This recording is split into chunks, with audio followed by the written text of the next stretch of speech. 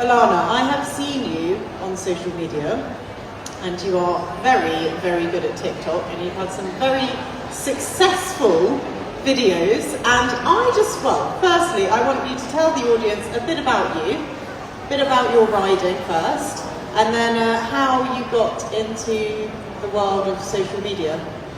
Okay, so I'm 20 years old. I've got 3 horses, Star, Ella and Dave, and I am currently competing in dressage. I've been training Star for about a year now, so I've backed him myself. I've had Ella 4 years, and she needed revamping, so she's going really well. And then Star, sorry, not Star, Dave. He's been back, so he's going back in the spring, and I hope to do a bit of dressage with him as well. And at the same time, doing a law degree, and then I'm also working part-time, trying to fund some of this. So yeah, I started off doing social media. I've always been kind of around on social media. I thought I was going to be a journalist when I was younger. That's changed now. I fell in love with the law, and here we are. And then at the end of the first lockdown, I just decided I'd start filming some TikToks, see what happens, and here we are. I mean, I had loads of show gear that I wasn't able to wear because nobody was going to any shows. And I was like, I want to wear them. So I started doing videos in it, started making jokes about it, and it's just spiraled, and here I am today. I actually think I remember seeing that TikTok back. Was that like kind of lockdown time, wasn't it? 20, was it? Yeah, I think it was about 2020. Yeah, I remember seeing that. And the thing is, with social media, relatable content, and everyone in that time was in very much the same position as you. Now, something that I have noticed on your social media is your very impressive collection of saddle pads. Now, I watched a TikTok earlier, and from floor to ceiling there was a stack of saddle pads. Now I myself, I've probably got about 5. So how many saddle pads does it take to go from floor to ceiling? Please do tell. I'm going to be 100% honest with you, I still haven't counted them. No, it's bizarre the way I've ended up with all the saddle pads I have. I mean, some people collect stamps, some people collect toy cars, I collect patches of cloth to make my horses look pretty. Yeah, it's just one of those things. So I started off, my mum used to have quite a few horses that she had saddle pads for, and then she just gave them to me. Now she doesn't have any horses anymore. And then I started working with Pony Mag when I was younger. I used to do a video every month, and it was quite nice to have a different outfit for every video every month. So we used to get like a cute little saddle pad of the month. And then as that came to kind of my shtick, being in like a cute outfit, brands started contacting me, and then I've just ended up, the majority of that pile I could not afford. So it's just how things have ended up. That's ideal. It is very ideal. And I suppose that is a plus point of, you know, working with brands on social media. But I think what a lot of people forget is that it is quite time consuming. So for you, having to juggle 3 horses, you're doing your law degree as we speak. Yep, in my 2nd year now. And thinking about, you know, representing brands on social media. I don't envy you actually, because that sounds you've got quite a lot on your plate. It's fine, I'll sleep when I'm dead. It's okay. Yeah, no, it is quite time consuming as well, because when you think you've got to spend all the time getting the horses ready for any pictures or videos, you've got to spend all the time getting yourself ready for any pictures or videos, and then you've actually got to spend the time getting the pictures and videos. And with my mum as a single parent, she's working lots, then we've got to make sure that we get days where, she's my videographer and photographer, get days where we're both free. It's like I'm working, she's working, everybody's working. So we're going to make sure that we get days where we're both free, and then in the winter we're going to make sure we get days where it's light and it's not raining. Very time consuming, very difficult, but incredibly rewarding, because I absolutely love doing it. So what next step for you with the horses next year? What's the goal? So at the minute, I would really love for Ella to take the step up and compete. Because I do a lot on social media, but I do also ride, I promise. But yeah, so with Ella, I would love for her to make that step to Prix St George. We've had a lot of problems, so I don't know if you've seen, but she had the eye. So she had uveitis, so she's been battling that for a few years now, and she did unfortunately lose her left eye. Then she went through a lovely little period of an injury of the week, where we couldn't actually keep her in work because she kept doing something to herself in the field. So she's just coming back into it now after a year off, and we've kind of written off this year just for training, getting her back to it. So yeah, as I was saying before, I'd love for her to make that step to PSG, get those changes in there. She's working really beautifully. That is some serious stuff, PSG. I can just about manage a novice test. I think PSG is fantastic. Well, I'd love to get, whether it's Ella or one of my boys, I would love to get one of them to Grand Prix one day. It's obviously not going to be this year. Definitely not this year. In the future, I would love to get one of them to Grand Prix and take them down that centre line. And has dressage always been your gig, or have you dabbled in any other discipline? I definitely thought I was going to be a show jumper when I was younger. I still have my little red show jumping jacket from when I was 12. It's one of my jacket collections as well. I thought I was going to be a show jumper, and then I went to move on to horses. Went to the stud where I actually ended up getting Ella and my boys from, and saw this beautiful ex-brood mare, barely ridden, had seen a crossbow maybe twice in her life, and I fell in love with her. And while she could jump the side of a house, she did not like any fillers, or if it was coloured, or if the wind blew the wrong way. So we were definitely in the dressage game. That is very relatable, but I can't do dressage either, so I just stick to trying to do eventing, which also doesn't work. Oh no, you're doing really well. I love it. Oh, good. So do you think social media for you, obviously the law is very important, that's going to be your career. Will you carry it on when you're a full-time lawyer? Well, I have no plans to stop. At the minute, it's a nice little break from reality. I get to talk to the people I love, and people are always so wonderfully supportive and so kind all the time. I definitely would love to keep going with it. I've had to slow down since going to uni. So when I first started out, I was producing like 3 TikToks every day. I was doing a lot when we started, but that was in lockdown when nobody was doing much of anything. So since going back to uni, I have slowed down a lot, and I imagine I probably will have to slow down a little bit, but I don't see me ever stopping. It's just so much fun.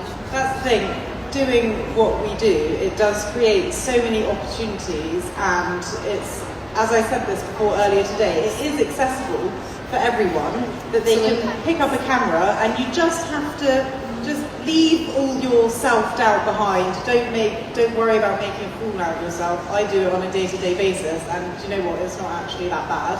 And just have fun. And also, the reason, I started it personally just to keep a video diary of my horses and my riding, and just for feedback to watch myself on camera. So I don't know about you, did you do it for that reason? So I actually started out for that reason. So I used to have a blog. I think my blogs are still available on the website. And then after every lesson, I'd just type up what I'd been doing. Old school blogging. Yeah. And that was really good, because I used to look back and see what I'd done. I could actually start doing that again, really, to see what I've done in my lesson. Yeah. Good, fantastic. Well, guys, I don't know if anyone has any questions for Alanna about social media, about her horses. Any questions in the audience? Oh, I'm going to come straight to you.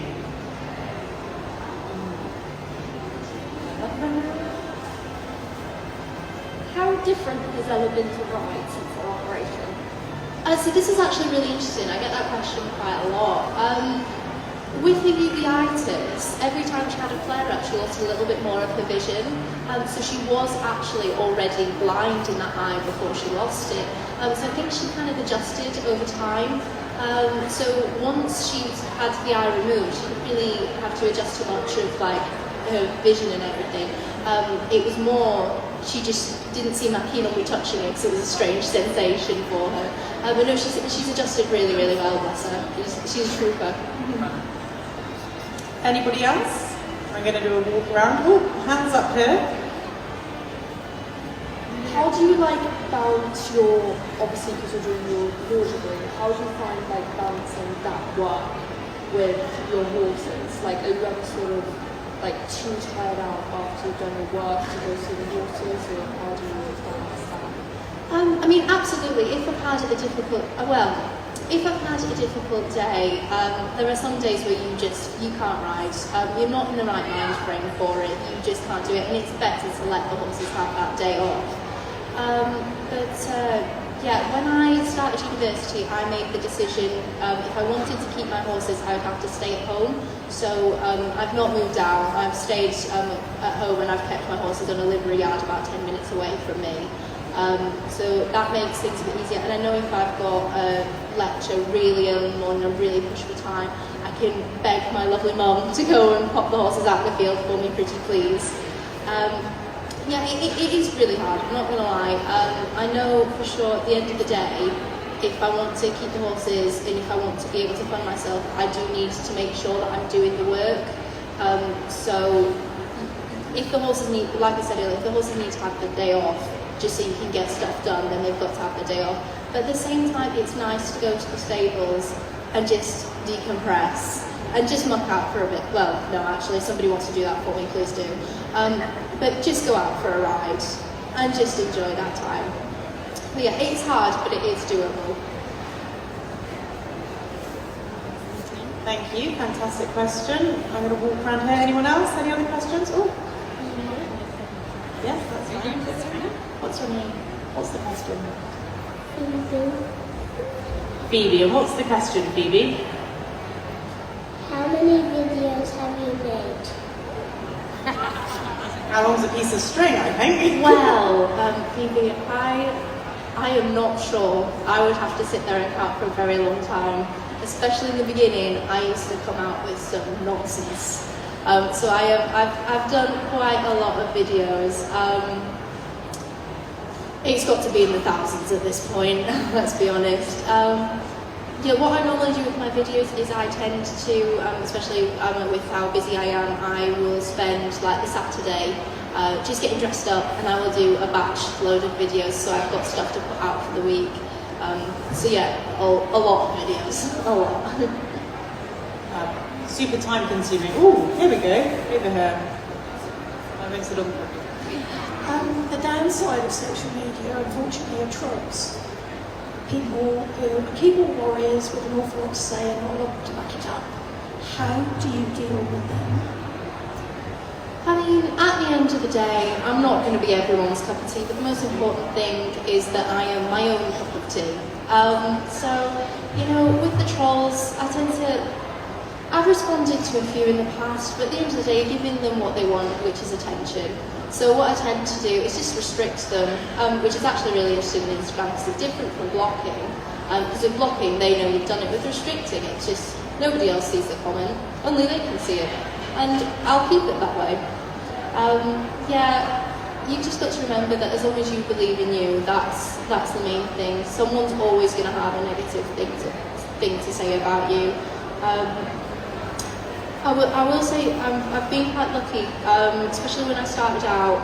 I was quite young, so my mum's always been on my social media, and so a lot of the really foul things I've not had to see. She's been able to protect me with that.